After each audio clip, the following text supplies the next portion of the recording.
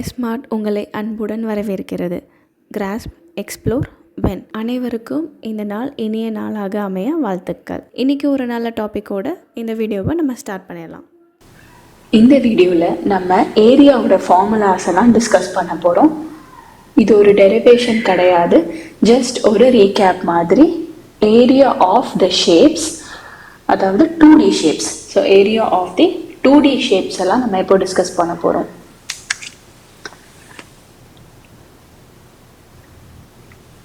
இந்த ஃபார்முலாவோட டெரிவேஷன் எல்லாமே நம்ம ஆல்ரெடி கான்செப்ட் வீடியோவில் டீட்டெயிலாக டிஸ்கஸ் பண்ணிட்டோம். ஸோ இது ஜஸ்ட்டு ஒரு ரிவிஷன் மாதிரி இப்போ நம்ம பார்க்கலாம். டோட்டலாக நம்ம 11 ஷேப்ஸோடைய ஏரியா இப்போ பார்க்கலாம். ஏரியா அப்படின்னு சொன்னாலே அதோட யூனிட் வந்து ஸ்கொயர் யூனிட்ஸ், ஆர் நம்ம யூனிட் ஸ்கொயர் அப்படின்னு சொல்லலாம். ஃபார் எக்ஸாம்பிள், சென்டிமீட்டர்னு கொஷனில் இருக்குன்னா ஸ்கொயர் சென்டிமீட்டர், இல்லைன்னா சென்டிமீட்டர் ஸ்கொயர். கொஷனில் என்ன கொடுத்துருக்கோ அதுக்கேற்ற மாதிரி நம்ம யூனிட்ஸ் எழுதணும். ஸோ எந்த ஷேப்பாக இருந்தாலுமே யூனிட் வந்து square units or unit square, ஏதாவது ஒன்று எழுதுனா போதும். So first triangle. Area of a triangle half into base into height.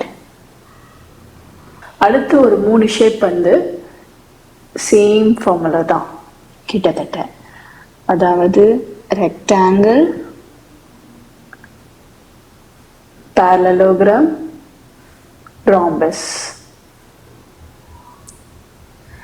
ரெக்டாங்கிளுக்கு length into breadth சொல்லுவோம், parallelogramக்கு பேஸ் இன்டு ஹைட், ராம்பஸுக்கும் base into height.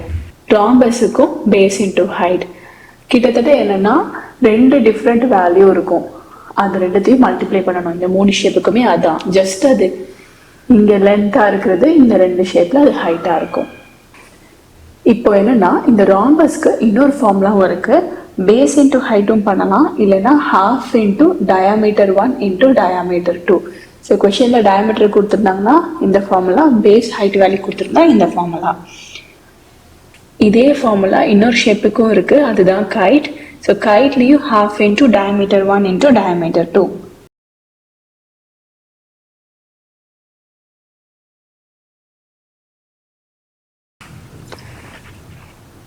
Next 2 shape பார்த்தோம்னா இதே மாதிரி ஹாஃப் வேல்யூ வரும், அதோட ஹைட்டும் சேர்ந்து ஃபார்முலா இருக்கும். அதாவது ஏரியா ஆஃப் ட்ரெபீசியாய்டு, ட்ரெபீசியாய்டுக்கும் அப்படி இருக்கு. அண்ட் ரெகுலர் பாலிகன்னா like equal angle, equal side இருக்கக்கூடிய any polygon, pentagon, hexagon or whatever. So இதுக்கான ஃபார்முலா சேம், ஹாஃப் ஹைட் ரெண்டுத்துக்குமே அது வரும். ட்ரெபீசியாய்டுக்கு half into height into sum of sides a plus b. So 2 side கொடுத்துருப்பாங்க இல்லையா, அதை ஆட் பண்ணணும். இதே இது ரெகுலர் பாலிகனுக்கு half into height into again number of side into சைடுடைய வேல்யூ.